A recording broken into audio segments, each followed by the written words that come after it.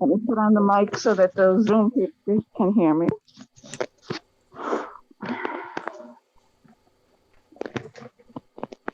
All right. Okay, so welcome to Murder on the Beach. So glad you came. It's nice to have a nice showing.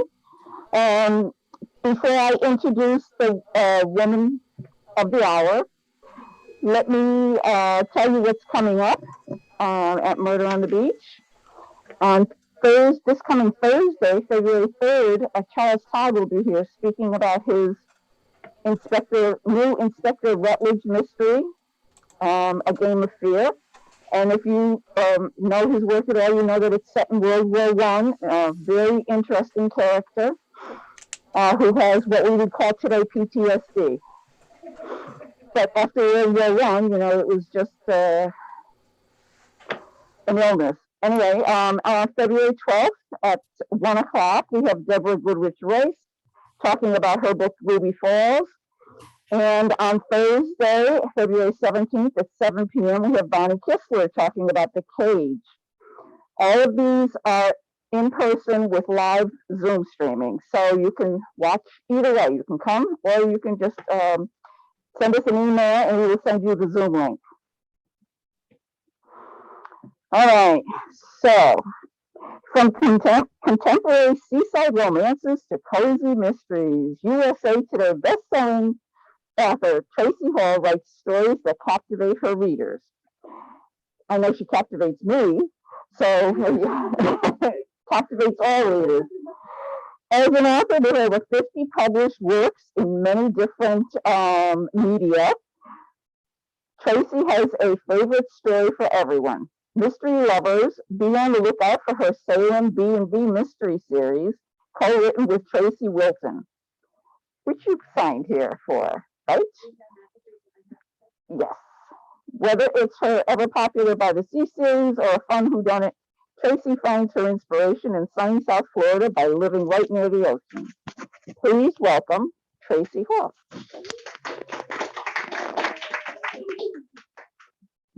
Thank you, ma'am. Okay, that's good. Yeah, not too close to your mouth. Yeah, that's perfect. Okay. I am so excited to see everyone. I really appreciate everyone showing up today. How many of you are familiar with the Paisley series? I know that I've got some people here.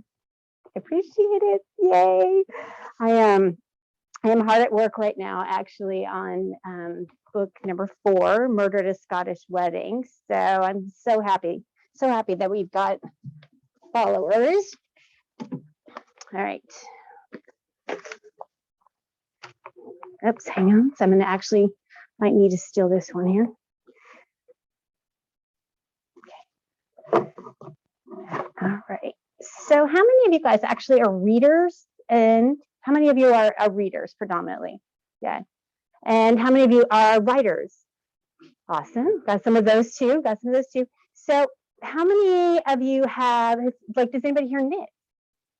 I mean, does anybody here knit? Yeah. Yeah. Hey, I did crochet because the knitting needles to me are like so hard to handle. I'm not. Okay, that's actually a labor of love, I think. All right, so I think as we all know, so Paisley, she knits, I write, and Grandpa Shaw cooks, and it's a lucky thing for Paisley that he does because he's pretty good at it. I'd like to invite you to a sneak peek into my creative process. It's kind of a mashup with a little bit of this, a little bit of that, kind of like Scottish stew. Have you guys, anybody had Scottish stew before? Well, hang on for a second. Some people think that it needs to be with mutton, which I don't like mutton, not a fan. Other people think it just needs to be beef with the bone and you boil it, add the veg, add the salt and pepper. Some say you need to have the herbs. But the point is that everybody has a different way of doing it. And it might not be the same every time. I know I don't ever really cook anything the same. Again, it's It's like, okay, I hope you liked it because I don't have a recipe. So, and yeah, it's true. Chris can verify. I've written over 60 stories in a similar manner, sure, but not exactly the same. So writers are known to be pretty quirky folks. Does anybody have a quirk, a writer's quirk that they want to share? Karen, you got a quirk?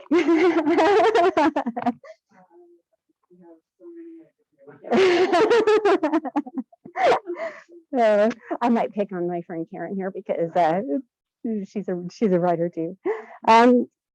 Well, every writer has a way. Like it's important that they just get the story down. Like that's the important thing. So, and everybody's got a different way to do that. Thanks to our cell phones, actually, you can do. I have several people that have they use the voice to text, and they use it as dictation, and then they go in to get that first draft down, and then they go in to edit and revise, which I think is very interesting. Some people like a plot board. Some people like Scrivener or some kind of online computer program. Now, who here has heard of Neil Gaiman? Yeah, Stardust. Oh my gosh. Well, he has for his novels, he uses a fountain pen, and part of his process is to change out that little cartridge inside the pen. It's part of his thing. And when he's doing his screenplays, that's when he uses the computer because it's faster, So what about Truman Capote? Come on, we've got some fans there. Well, he actually would not begin or end a piece of work on Friday. And he would change his hotel room if the number involved 13. He wrote Breakfast at Tiffany's. I mean, he's one of my favorites. Which was a movie. Like the movie was really, really good. Did you guys see the movie? Yeah. Well, also the audio. I listened to his audio book on that. The language, everything was just so crisp and sharp. So I mean, like it's okay that he's got quirks. What about Quentin Tarantino? You guys heard of him? Yeah. Well, he uses red and black felt tip pens to be able to write his stuff. Does it longhand? And he says one of the great things about being a writer is it gives you complete license to have whatever strange rituals you want. And who hasn't heard of Stephen King? Yeah. And he said, I've occasionally gone back to longhand. It seemed to me that my first draft was more polished because it wasn't possible to go so fast. You can only drive your hand along at a certain speed. It felt like the difference between, say, rolling along in a powered scooter and actually hiking the countryside. King wrote all 896 pages of Dreamcatcher in longhand. Well, I can't read my own writing in longhand for a grocery list to buy ingredients for that beef stew, so let alone a full novel. So that's out. I plot on paper with pen. I make lists. I love notepads. Oh my gosh, love them. And I had learned to do the plot board. And so that's where I discovered different color Post-it notes. If the characters, plot, and the timeline. And learning how to do this allowed me to go faster in my creative process. So, and it also kept me from being lost or going down a rabbit hole, and showed the importance of tying together the different threads in a story. For example, you can't start off with a wooden box as a clue, and then at the end of the story, forget about the wooden box. The readers notice. The plot board gave me that visual learning tool. So who here likes to cook? Anybody like to cook? I know Karen does, yeah. So do you follow a recipe? No? So we have a lot of people who are going to wing it. Okay. Kind of me too. So, but before you cook, you have to be able to gather your ingredients for your stew.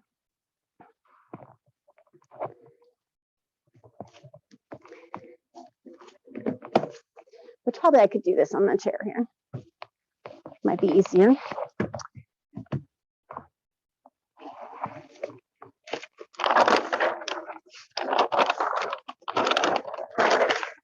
This is an old calendar, but I go through at least 2 of these a year.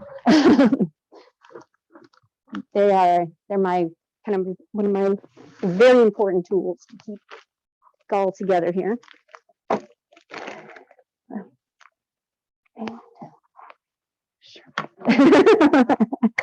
right, so this is what I need before I even start draft one. So it's my accoutrement to get started. It's where I allow myself a full day or two to just daydream. And it just is so fun, just like that invitation to be able to fill the well. And I will watch videos of the place that I'm writing about. I love Google Earth. Oh my gosh, Naren is I just can't wait to get there. 2023, Chris, right? COVID has to end sometime. But so that's, and I will read the books and I'll read articles. It's very, very loose research. And 9 times out of 10, I've got my title by that time, which sets the stage like mood music on a dance floor. I know other writers who don't worry about a title, they just write. It makes my eye twitch at the idea of not having that anchor. I need to have that theme for it. During this time, I write notes about anything that is unusual or interesting that I think might bring a unique spin. So when researching for Murder at a Scottish Social, I had a vague idea of a Mean Girls setup and this whole charity benefit kind of thing, because those moms, read this article that the moms who were mean in high school actually were mean in corporate America. Like they never got over it. They never outgrew it. They're just always mean. So I thought that would just be, our Paisley would never, of course, do that. She's too nice. But yeah, she had to go, she was donating, well, I'll let you read the book.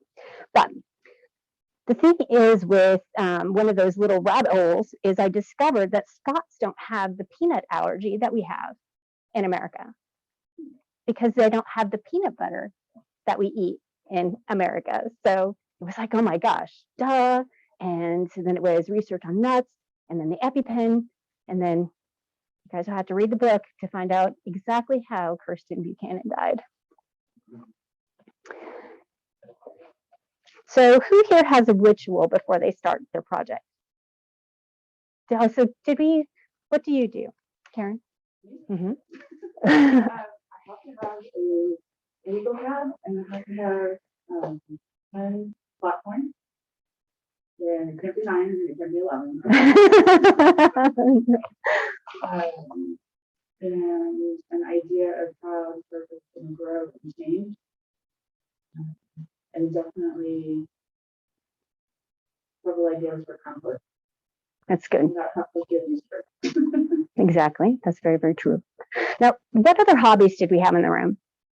Does anybody in the back? Pottery and sewing. Pottery and sewing. So do you have something that you do like before you start a new project? Yeah, I tell him because he does it too. He does the wheel. So I tell him, make me something this size and shape. And then he does, and he gives it to me, and then I clean it up and turn it into what I want. Aw, that's really, really nice. Okay, so is anybody else imagining the scene in Ghost where it's very romantic and the pottery wheel? We can. Yeah. That's so funny. And there's a lot of mess.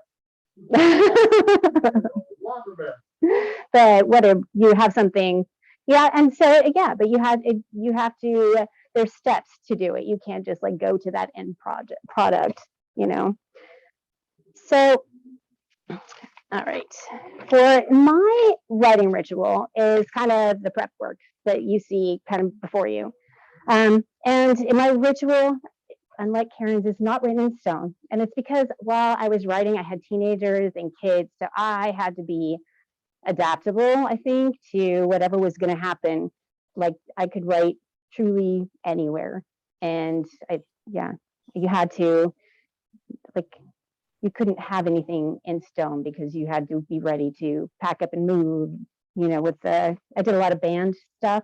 So we always had a house full with lots of loud noise and it was fun, but I'm also glad that they're now 30. So it's good to be on this end.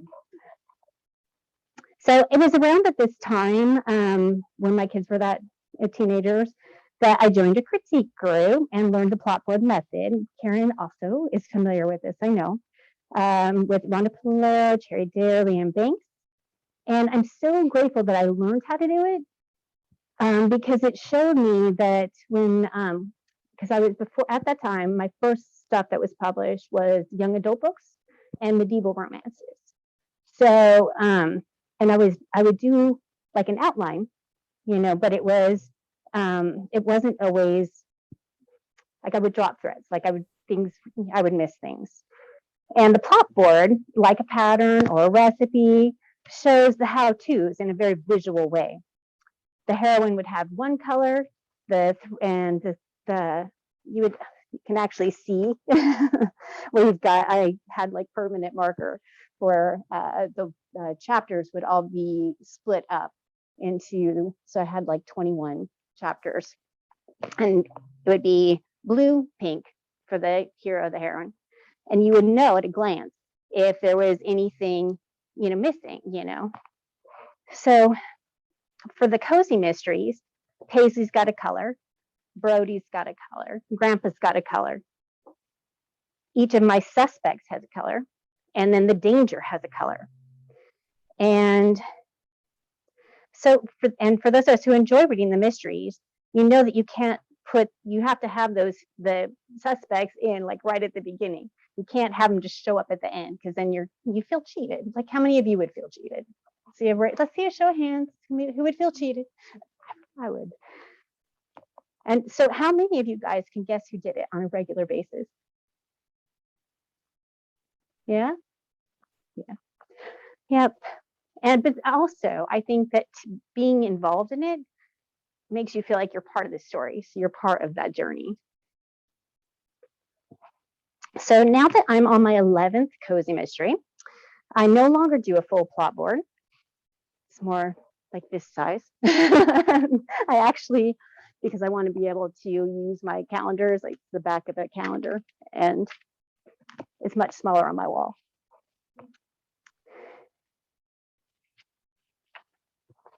All right, so I no longer need to do the full plot board. It's more of a mashup. For example, in the Salem Bed and Breakfast series, who's read the Salem Bed and Breakfast? Yeah, awesome. Thanks, you guys. So, but I know that setting, I know that world, so I don't need to use a Post-it color for it because it's very much, that's like the blessing, I think, of doing a series. It's just part of it. And same with Paisley and Nairn. In my mind, I live in Nairn with Paisley and Grandpa and Brody and Wallace, and we go to the beach and we, have wine on the pier. And we actually have somebody in there that is like, just come, we'll do all those wonderful things. So yeah, 2023, hopefully. All right, so like I said, so now I don't really do the whole thing, which is actually much easier because now I'm really kind of concentrating on only the things that I need to know. So you guys have read the series. What is it about Paisley that you like? Okay. Well, it's my history, but I do not have. Yeah. From the end of the first book, I figure I do not know. That's awesome. It's slow reading, but you absorb more. It's great. Okay, awesome. But what is it about Paisley herself that you found that you empathized with? She cares about others. Yeah. And in the back? Yeah, awesome. Yay. We all have those. And for her to be a single mom raising Brody, all she wants is to be the best mom that she can be. Like, I think that we either have been that mom or we know someone who has been that mom. And so, yeah, I'm glad that you guys like her too. I have a lot of reviewers actually who say that they want to have a knit and sip every Thursday night. So anybody wants to set it up, I'll come. I would bring the snacks. So, all right, so we've got we need to know who Paisley is. We need to know that she is, let's go ahead and put here.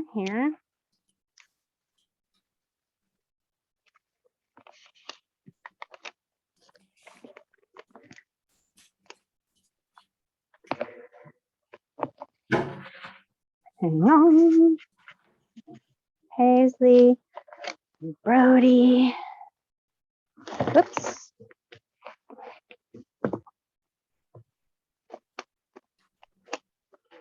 See, this is this is why I don't get to write in longhand. All right, and then Grandpa.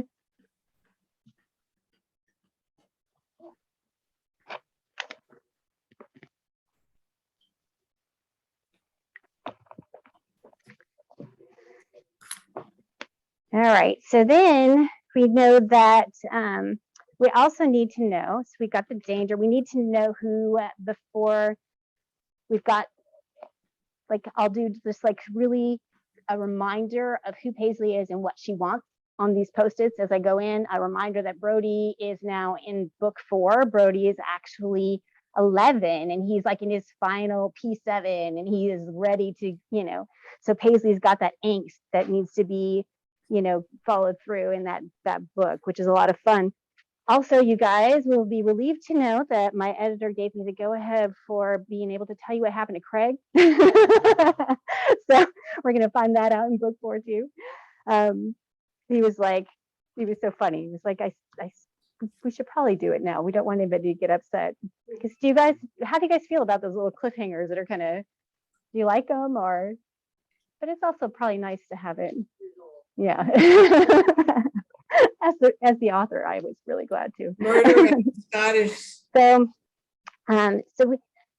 we need to know the victim and how they relate to Paisley. So in a Murder in a Scottish Social in this book here, Paisley is at this charity event and Murder at a Scottish Social. Keels over. She is, but her friend Blaze is actually a suspect. And so Paisley has to jump into the action and be able to stop Blaze from being punished for something she didn't do.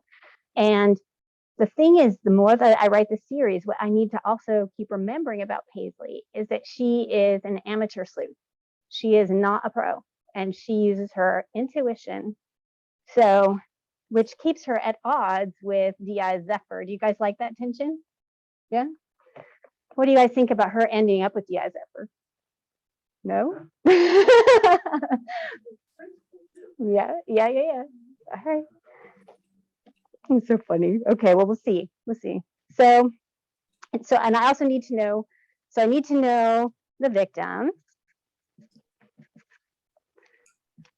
It's kind of over here. I need to know the killer, because that's important. However, I do change it around. I am one of those people who sometimes there's a better killer. So I don't always keep that the same.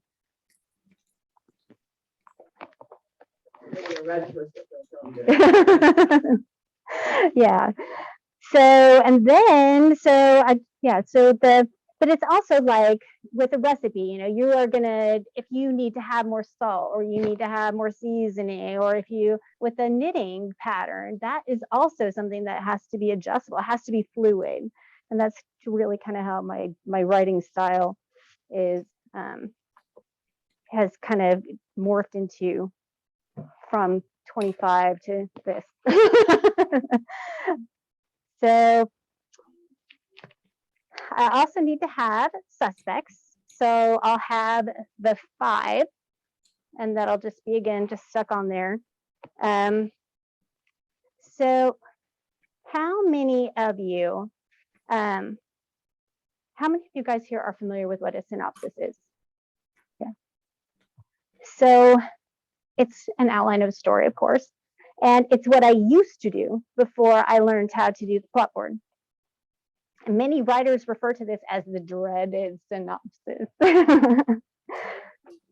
Do you loathe them too? Oh, you love them? Oh my gosh. Okay. So our Karen. Well, yeah, but I mean, it's hard to take that 350, page book and condense it down to 10, sometimes 5. Yeah, it's hard. But I'm glad that you love it. You're going to have to.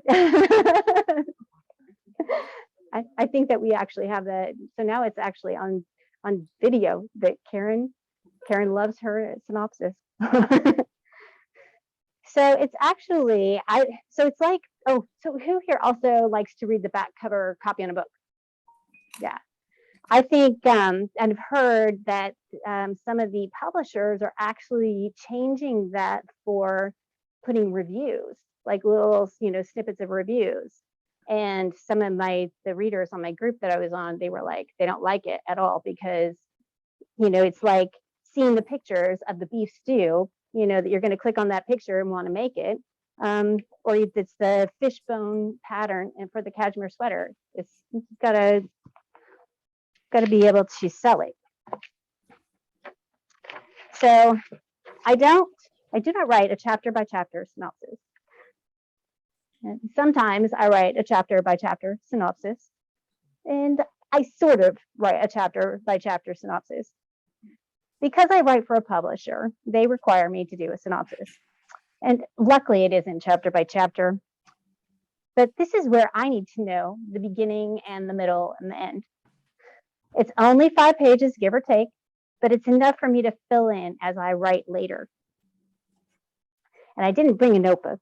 I was going to grab notebooks, but I end up having, let's use this as a pencil. So I'll have like something like this notebook here. And it is, it's chicken scratch as I'm going through to be able to tell myself what I need to be able to do, the next day. Sometimes I'll do the chapter heading because I know that I have to have so many chapters ish. It's a lot of ish. I'm grateful for the ish, but I don't really follow it. I mean to, but it's just, I've never been very good at staying in the lines, even my own lines. So who here is keeping track of the stew reference? Anybody? You must be wondering if it's time to put the ingredients in the pot, but no, we have to braise the beef. We have to slice the veg, but things are starting to smell good in the kitchen. So I've got my characters or the ingredients for the stew. I've got my knitting supplies. In this case, I've got my short synopsis, and I know who did it. I've got the crime, and I've got the plot. So I'm finally ready to begin draft 1. So what does that look like? I have a calendar. And these are, you can get them, they're not expensive at all, but I love them so much. So I like to do the 20 pages a day. And Chris and I, for our own sanity, we take Sundays off. We, step away from the computer and try to do like something in nature or something to refill the well. So I know that I need to be able to do 20 pages a day, 5 days a week. It's very comfortable for me to do that. But I like it, and I love the deadline of it. And so Saturdays, if I end up I need to do something else during the day, during the Monday through Friday, I catch up on my word count on Saturday. So, but yeah, I mean, it's totally doable. It takes me like 5 or 6 hours, and I still am able to write my notes for the next day so that that all of this prep work is what allows me to be able to do it. Hang on, I need a drink of water.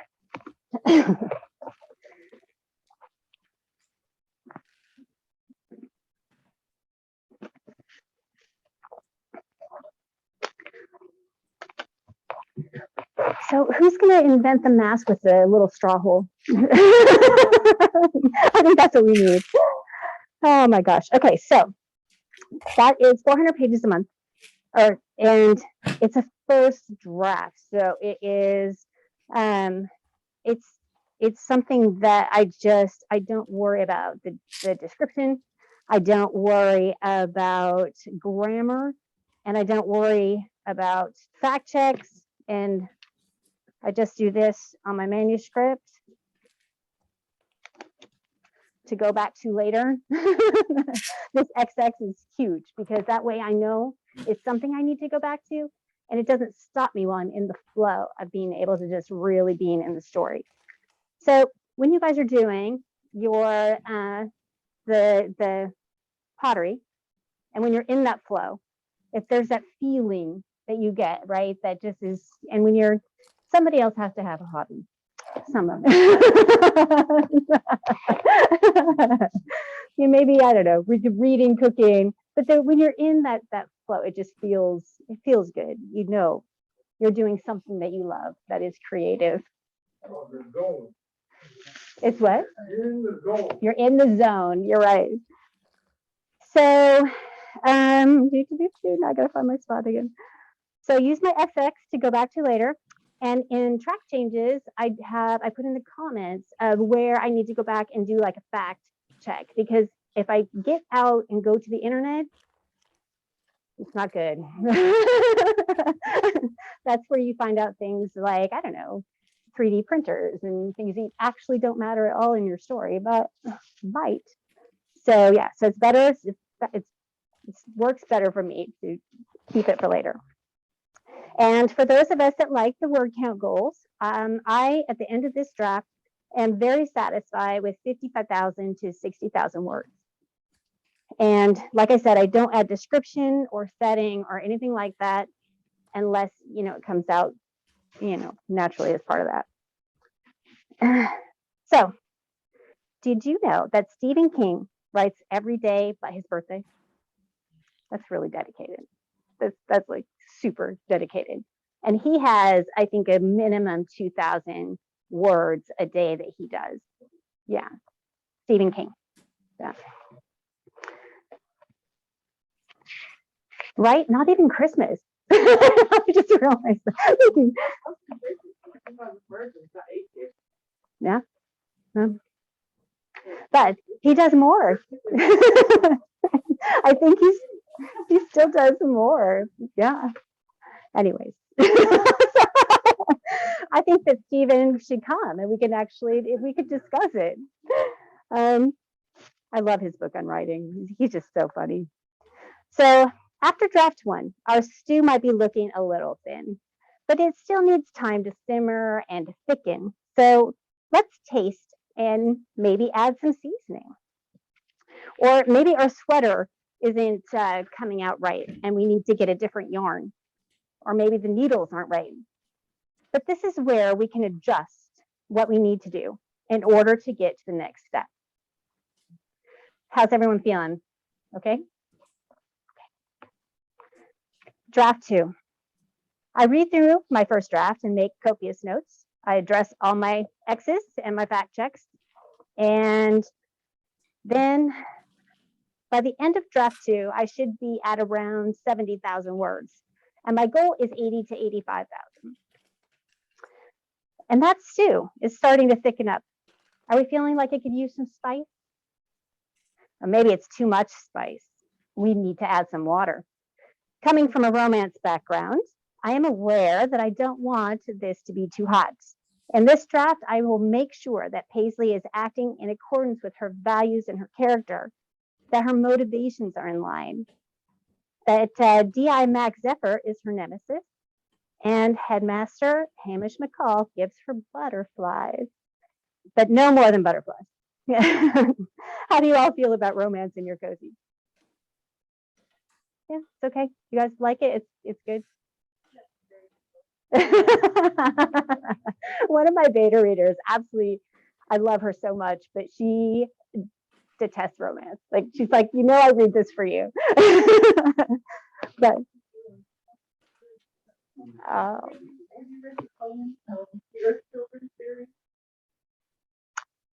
is it, who is it by? Oh yeah, of course, yes. like, oh my God. And there was so many pages to go, oh my God, through. It was so big. Yeah. All right. Well, so far, I got a definite no about the romance with Zephyr. I just think, so I'm going to tell you guys a secret. So D.I. Zephyr used to be a child model. And so that's going to come out in book 5. So there's a reason that he always looks so sharp and whatever. All right, and I talked to some of my other beta readers too about Zephyr maybe being a romance, and they were like, no. And so the reason that, oh, Karen, go ahead. No. I have 3 that are they're my go-tos. So yeah, so.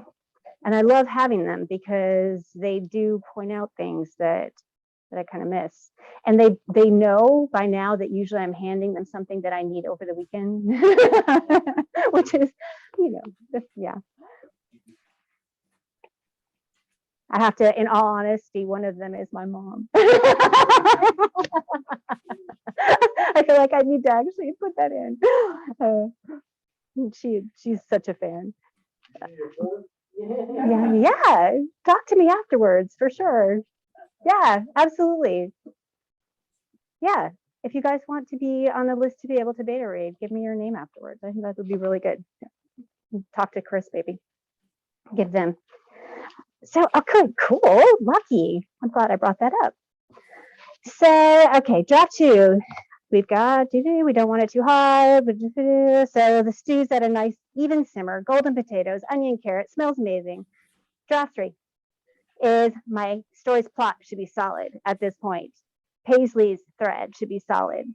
And now this is the fun part. I get to decorate. I get to go back in. I get to add texture and smells and layer in all of those scents and colors that really kind of make the story pop, I think.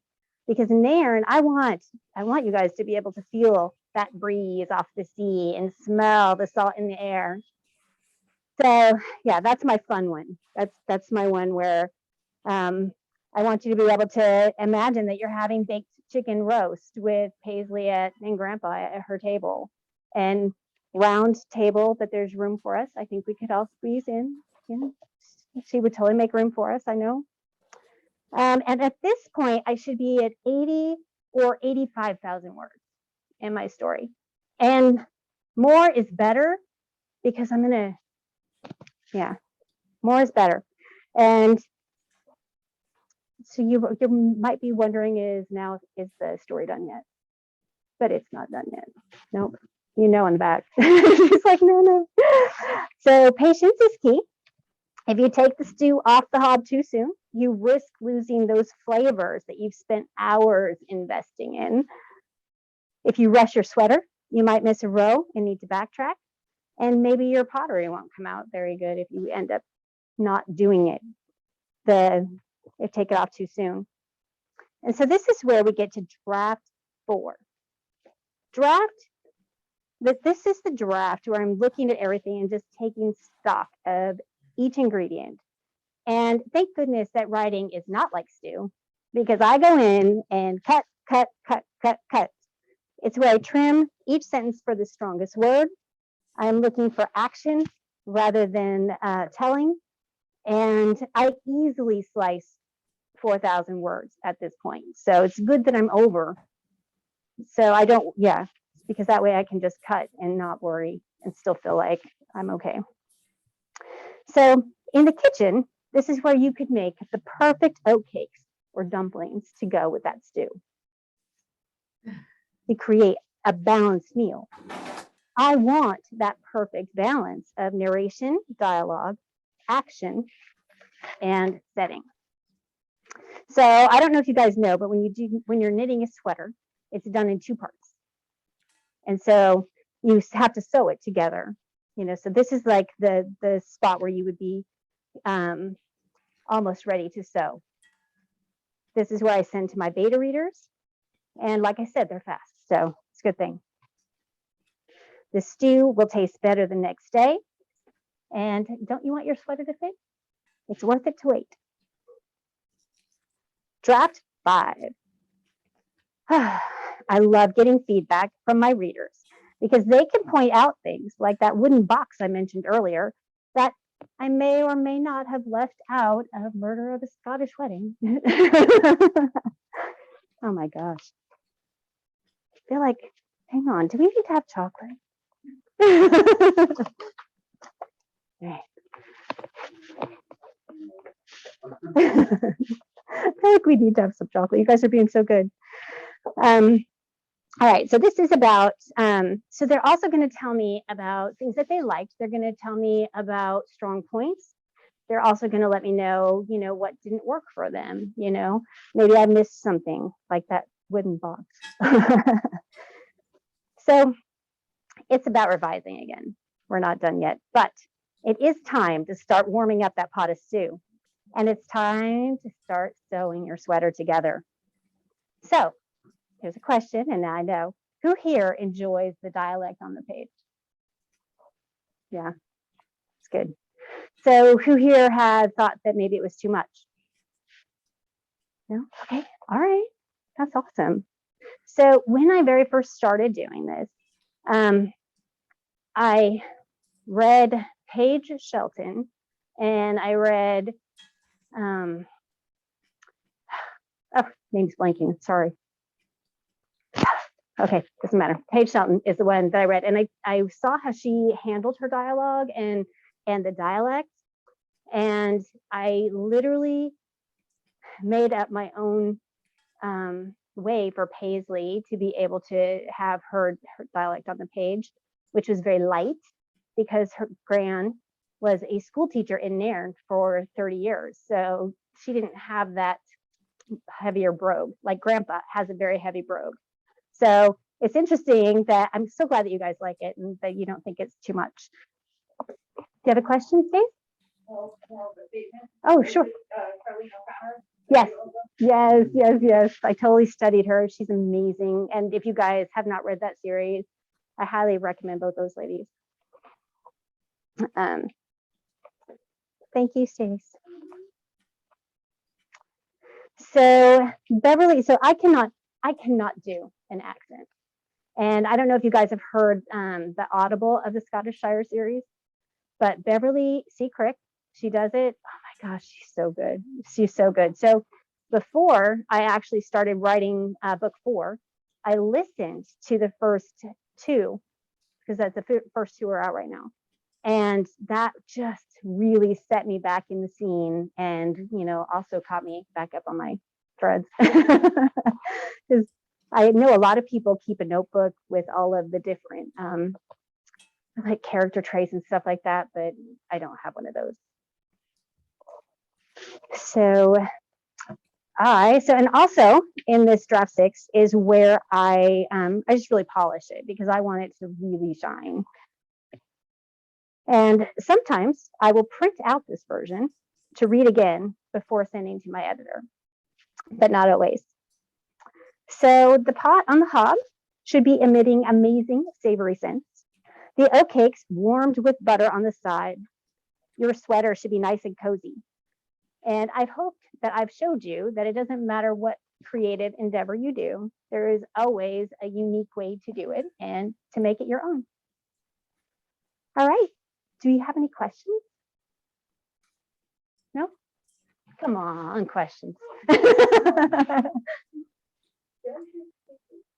I start with your first book to have the character move on or to go and then to go back to her and find out who she?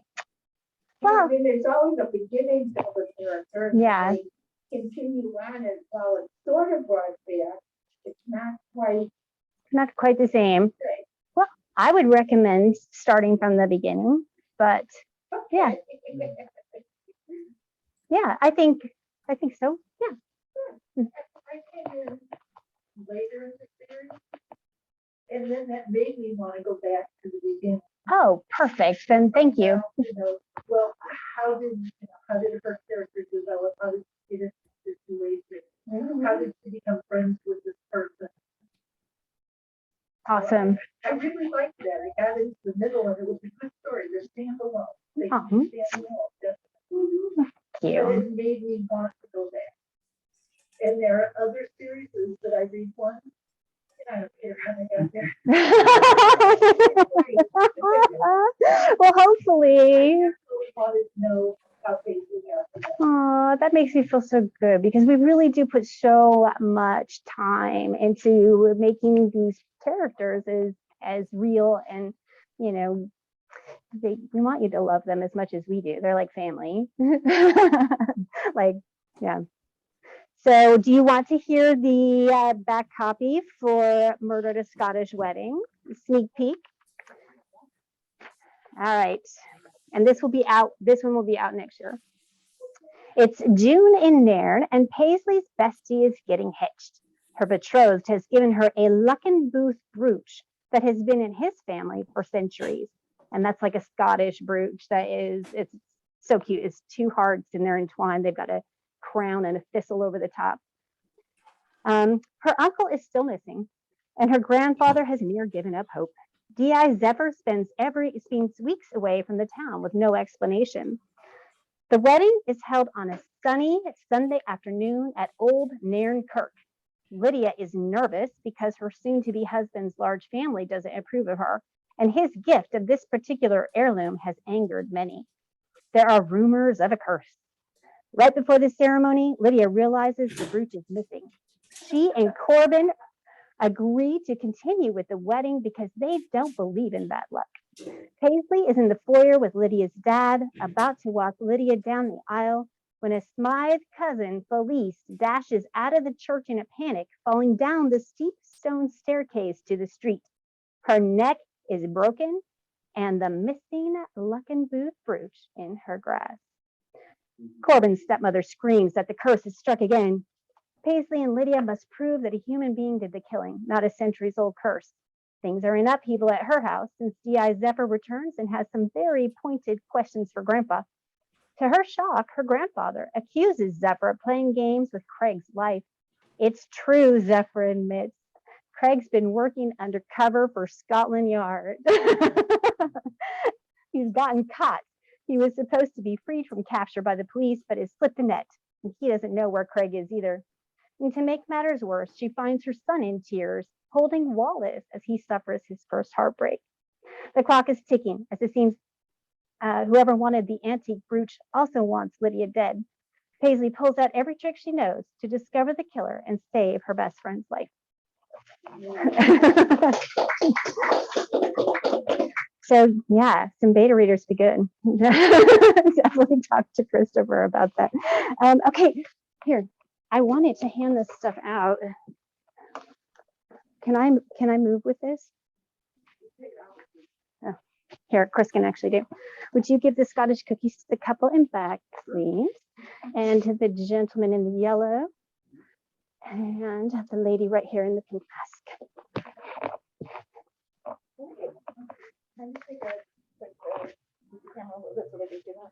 Oh, sure. Well, so basically this is like it started off truly with a very large and in-depth, thing that really did help me kind of at the beginning. But this is really, I end up putting this on the wall by my desk, and I would have the suspects. I know who it is, and it's just so much easier. But don't you find that actually when you after you do something a bunch of times, you find a way that streamlines for you.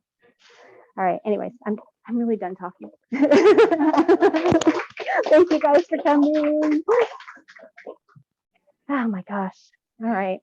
Am I done? Oh yes, we have two the Scottish Scotty cookies to give away on Zoom. The next two are together. 954-793-8510. Awesome. I will send it. If you could get their mailing address, then I definitely will send them some cookies. Yay. Oh.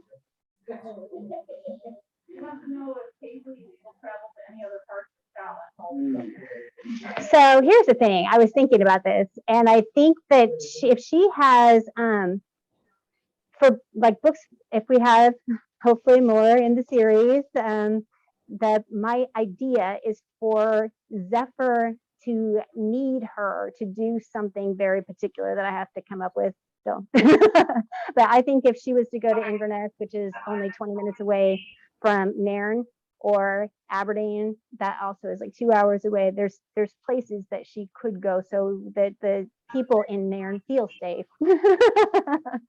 Discount. Okay, thank you. Before they start to notice. About half hour?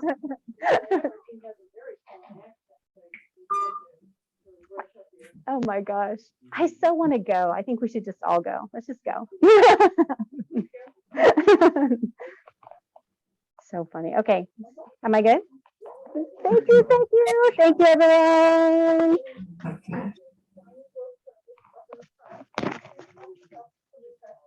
I know. Come get some of these chocolates, guys. Dark chocolate. Yum, yum.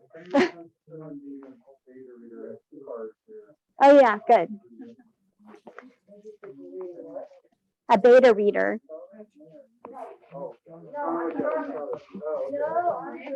Oh, so you're German. I actually just sold the Paisley Shaw series is in German now. And they did, yeah, and they also have an audio, a German audio, which should be very interesting. That's really pretty cool. I have no idea. I have no idea because the first two books are in German, like you can buy them, but I don't know how they would do it in audio with a German accent. No, I don't know what, because he lives in Scotland.